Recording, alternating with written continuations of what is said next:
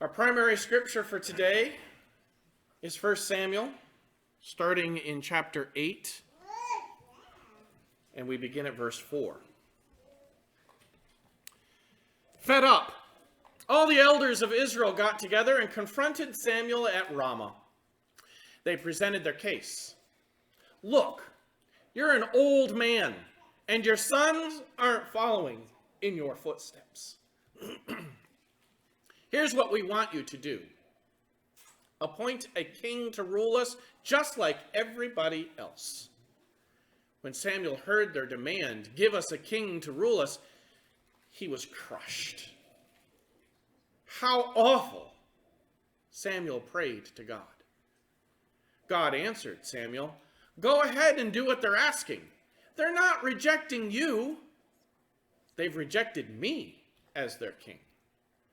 From the day I brought them out of Egypt until this very day, they've been behaving like this, leaving me for other gods, and now they're doing it to you. So let them have their own way, but warn them of what they're in for.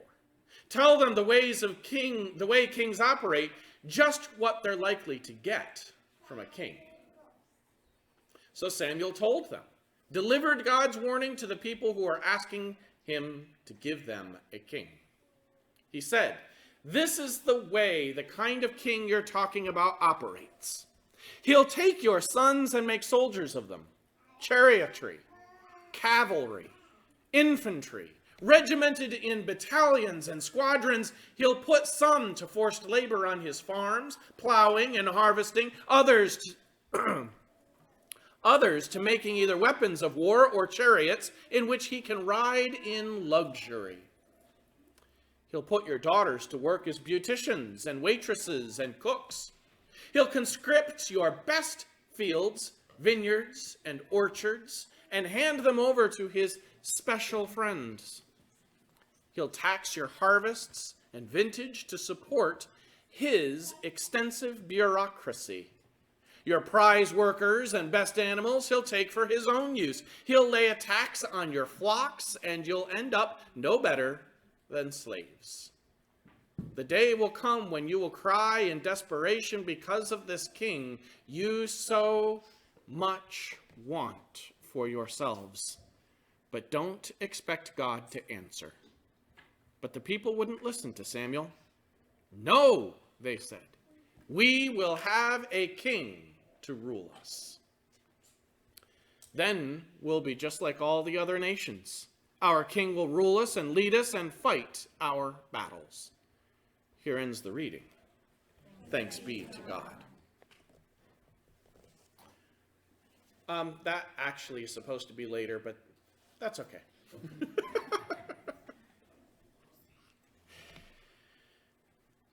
I would normally ask the kids to come up, but, well, things are a little bit complicated today to do that. So we'll just have the kids stay where they're at, but we'll still do the children's moment. Some of you have at different times pretended to be princesses. Have any of you ever pretended to be a princess? I know, young men, you probably don't, although some boys do when they're real little, and that's fine. That's fine. Okay? Now, if you're a princess, that means that your mommy and daddy, they must be the what? The king and queen. Now, there have been statements over the years where, the gentleman of the home might say he is the king of his castle. Or mom might say this is her domain. She is the queen of the kitchen or the washroom or the garden or whatever is their space. You know what I'm talking about. We have these moments, don't we, kids? Where we want to be something other than what we are. We like to pretend. Anybody here pretend?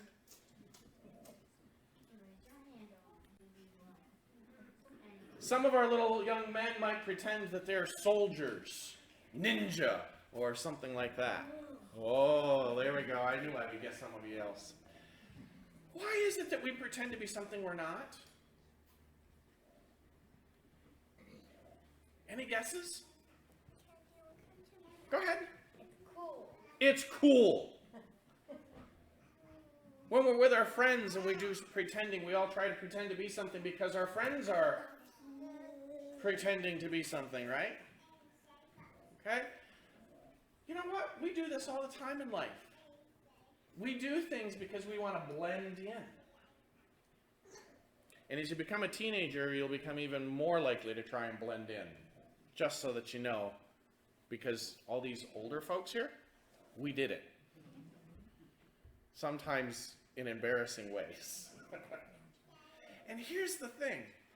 God made only one of you. You're special. You're unique. God made only one of you.